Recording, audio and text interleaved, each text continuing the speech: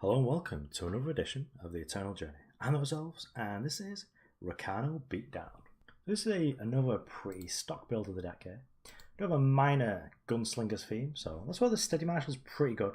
It's most of the time just going to be a 2-3, and it's turned on pretty much by the sort of Champions of Glory Rakano Outlaw that you've got in the deck, and even the Whirling Duo. And if you're able to just go like all of a sudden Whirling Duo and give my Steady Marshals +1/+1, then you're in pretty great shape. Protect has been nerfed, and I've sort of replaced it with the Finest Hour here, because that should really help you sort of in combat, because we do have some quick draw units with the champion, the Rakano Outlaw here, but it also protects us a lot from weapons and sort of plays a similar role as Protect would have done if we're going to be facing down something like Opposing Torches, or for the most part Hailstorm. And Hailstorm was perhaps like a nail in the coffin for this deck, as this deck doesn't care about Lightning Storm, and pretty much everything dodges it. Like, sure, we've got Rakano Outlaw, but the Steady Marshal for the most part is going to be a 2-3. And if it snaps up a couple of Oni Ronins, that's fine too. We don't really get as blown out by a Lightning Storm as we would do for a couple of these sort of fire-based beatdown decks. It's not like it's usually quite low in interaction, but I decided to play some Vanquishes as well. Just want to get any opposing Blaster Hammers or just like any big threats like a Sandstorm Titan. Just want to get out of the way. We've not got too much going on in the air, but just the 5/6 endurance blocker. Just want to get out of the way and just keep crunching there for millions.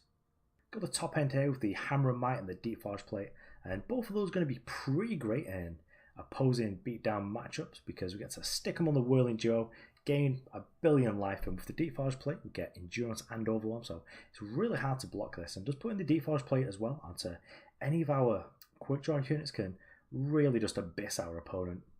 So let's get to that ladder and try out the deck.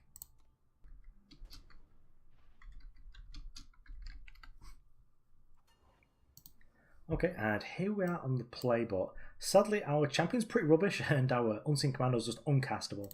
So let's redraw this, although the torch would have been a nice bit of interaction. And here we go, this is a lot juicy. We get to lead with the Diplo Seal, getting a Fire Source to get that Oni Ronin out there. And this is a quite nice aggressive hand takers. We get to make the old 1-3 on 2, but we get to follow up with 2 Unseen Commandos. We'll make a 3-1 here. So our opponent does get 2 lovely little Vara's favour targets here.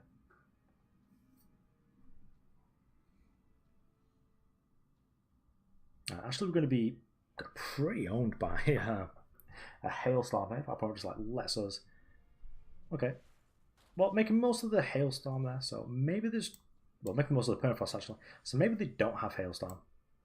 I'm willing to take that gamble, play with the Unseen Commando, crunching for 4 damage. But I'll probably slow down on adding to the board right now. Unless our opponent just like gives us more proof that they've just not got it. Okay, so our opponent's just actually not the deck that I thought they were. So let's play with the Unseen Commando. Just like crunching for 1 million. A 2-3 here can block the 3-2, but it's just not happening. Opponent is chumping here because they must have something like Haunted Scream here because it makes the chump free. Because they'll still manage to try and get the cards in here later on. But we are just going to keep crunching here. Oh, here we go. Just keep making Unseen Commandos, just like no favor in cold blood. Just get to getting for 1 million here. I'll be honest, I don't think we actually care about if this somehow got through. Because the 5/5s will just get completely blanked by our board. And, well, Unseen Commandos in multiples are just ridiculous.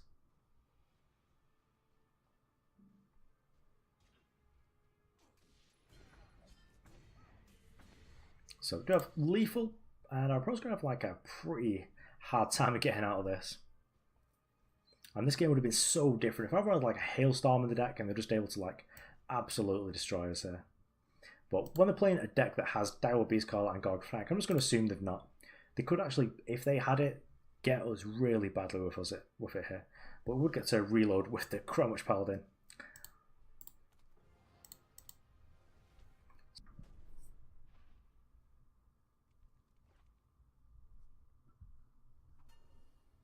Okay, here's a redraw there. Just need a little bit more power. Not quite what the Doctor ordered, although we get to lead with a Oni Ronin here.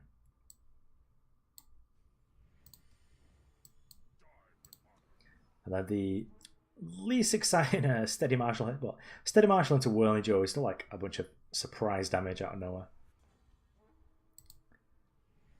So I'm just going to attack in because I'm reasonably happy to block with a Steady Marshal if I really need to. We trade here. I feel like this slightly favours us because we got to Warcry, which feels like a card in these sort of matchups.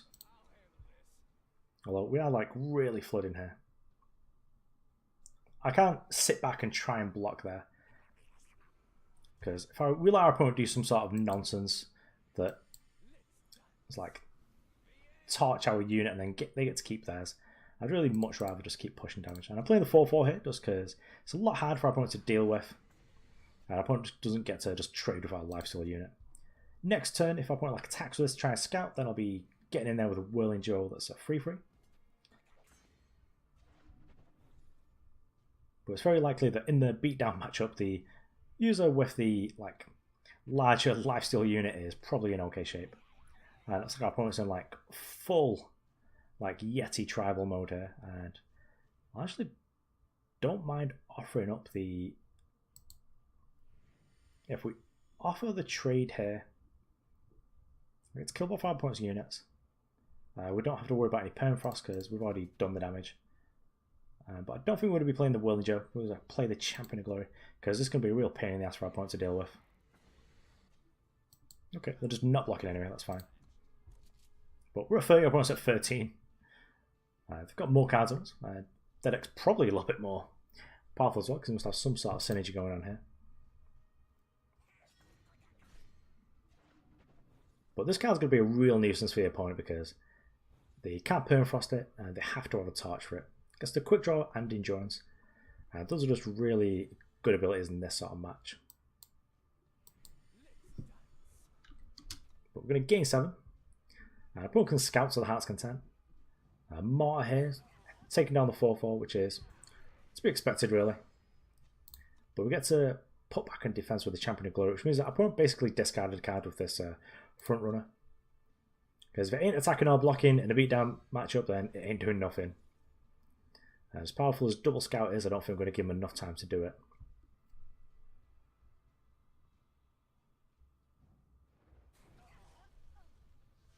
Yeah, opponent feels priced into removing the lifesteal, but the Champion of Glory here is basically unblockable.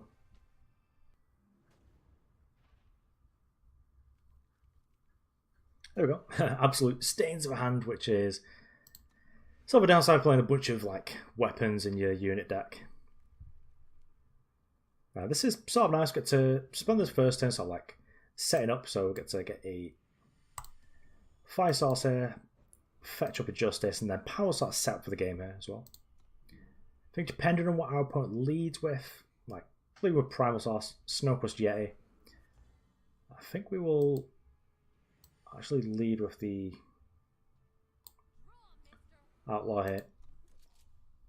Don't think I'm blocking.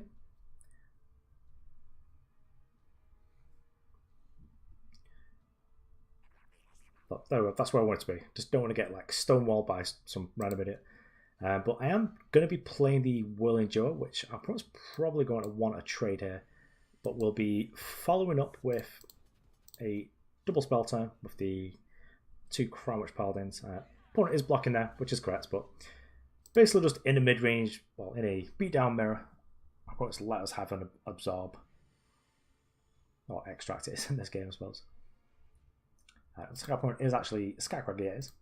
But that deck's mostly a mono primal deck, just like splashing fire for like some stuff, like Torch and the Champion. This is sort of a nuisance. Our opponent's got a 2-3 just absolutely stonewalled. But we get to make a 4-4 with endurance and quick draw.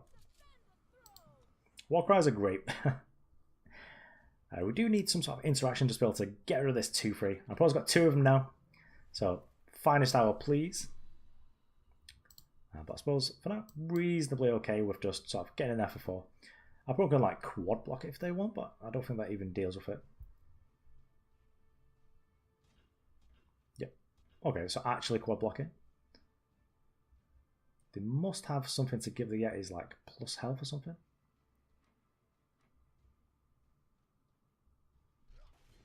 But if they'd let me like do that there, then I'd have been very happy to. Well, we don't care about the 2-1s, but we'll pop one of the Rages anyway. Let's get us in the air. There are obviously better targets, like my opponent feels like a Wump now. We're in terrible shape. So silencing Wump would be better, but playing the Crownwatch Paladin on this board just does absolutely nothing. Puts deck sweet here.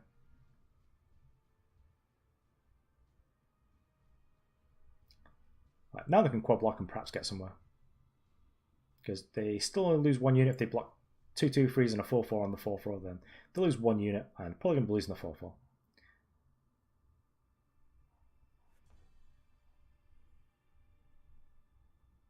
We're not losing the Gunslinger because they don't just play this like pre-combat. But just attack in here. See what our opponent does.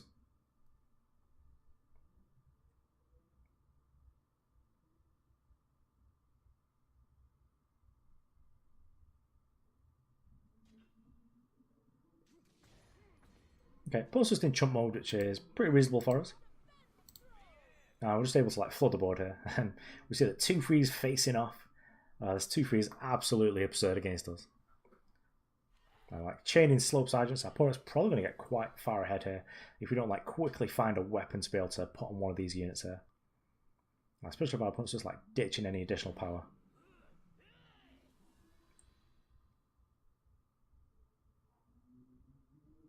Wow. Our opponent's like discarded 5 power with that. So what can we do here actually? I suppose we kill one of these 4/4s.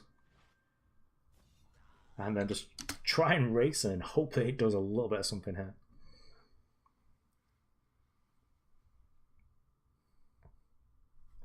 Just need to get those war cries going, just find a Deepforged play as soon as possible and get it on this Champion of Glory. Opponent does get to gobble up units, but we can't sit here forever because our opponent's got like 4/4s and we've got a bunch of like 2-1s and 2/3s. So we need our opponent to sort of let us get in some damage. We really want to get our opponent low. We can just take like 10-12 damage here and be dead in 2 turns, but our opponent can't go all in because now we're going to be pressuring them. Okay, well, that'll do some damage.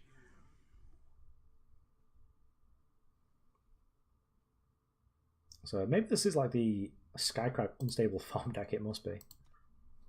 Unstable Farm as well being an Echo card has got a little bit of synergy with the Slope Sergeant. You could just discard the Unstable Farms, really. Just draw 2 new cards. That's fine. That's like basically not doing anything.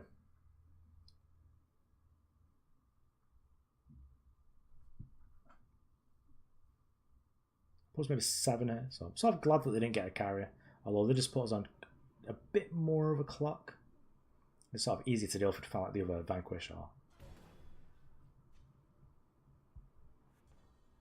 There we go. So now we've got like a decision point. Do we put the Deepforged plate here and put in an Aegis unit? Or do we put in here where it's just going to be impossible to block? I think it's going to be here because our opponent like has to have like. They've used both Unstable Farms. They don't have another one because none have been discarded. So I think it has to go here. We get to attack for 15, so our opponent has to block here. Maybe we should have attacked these because it's basically free. But I also want to keep some back just in case anything goes wrong. Our opponent has gone like multiple blocking mode just so they can sort of prevent as much damage as possible. Never quite sure what to do in those positions. I think perhaps it is better just to, because they do have to block because we have Overwhelm, it's better just to attack with everyone.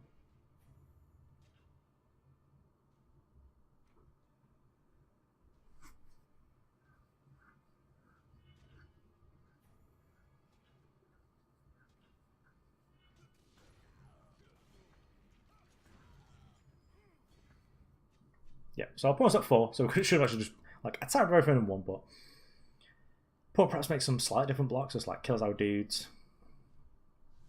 Oh, it's enough anyway. Combat math is not my strong point.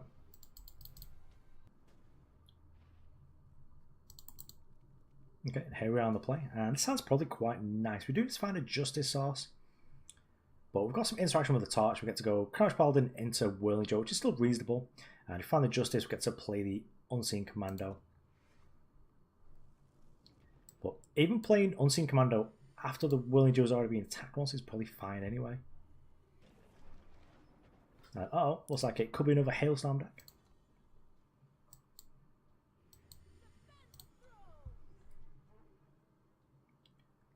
But in that case, we're just going to play the Rakano banner now. Our opponent is setting up quite nicely for a actual Hailstorm here as well. So, I think we'll get this and just get some more damage.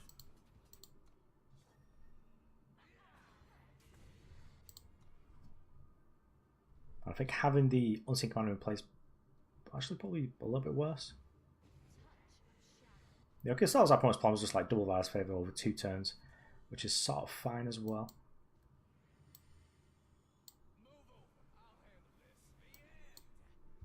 Well, we're going to get it for 4. But yeah, I think that was actually a mistake playing this out. Because we want our remaining threat after Hailstorm to be invulnerable to Annihilate. But it's all sort of okay here. We get 2 for 1 by Hailstorm, which is like, okay, whatever. But we get to keep a 3-4 in play. In Cold Blood to deal 5 things fine. Our hand's terrible, mate. You can go hand with this. I don't mind showing you by playing the Sea Ivor.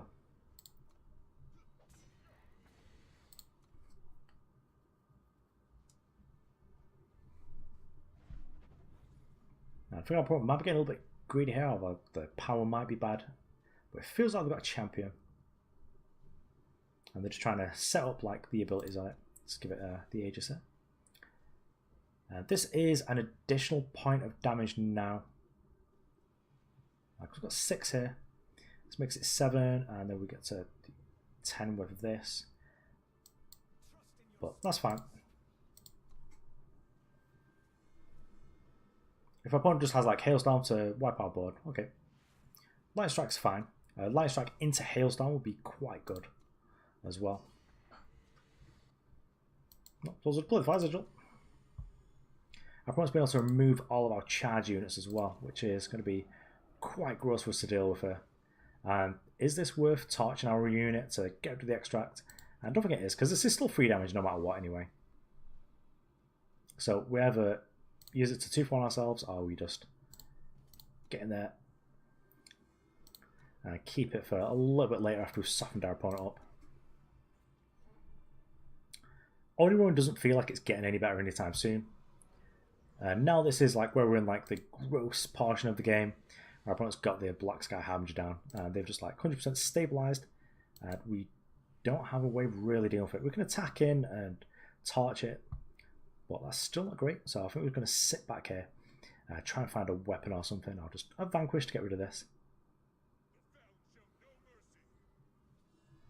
And now we've got a 6-5. That's going to be pretty rough to deal with, but also just sort of happy to get in here. It's an attack for 8. I probably can't ignore it, but they probably don't want to block with a 6-5. Okay, well they do. So we have 11 power in total, so I suppose we'll... I don't want to get annihilated. So we lose 1 point of damage, but I'm just going to gain 6 anyway. Well, we lose to annihilate anyway, so I was going to go for it. 49, so our opponent does have like some way to go to actually kill us.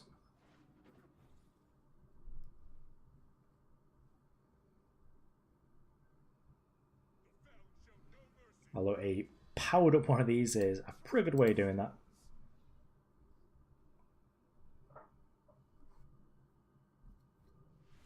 Yep, Channel of the Tempest now a threat. It's going to be pretty gross for us as well.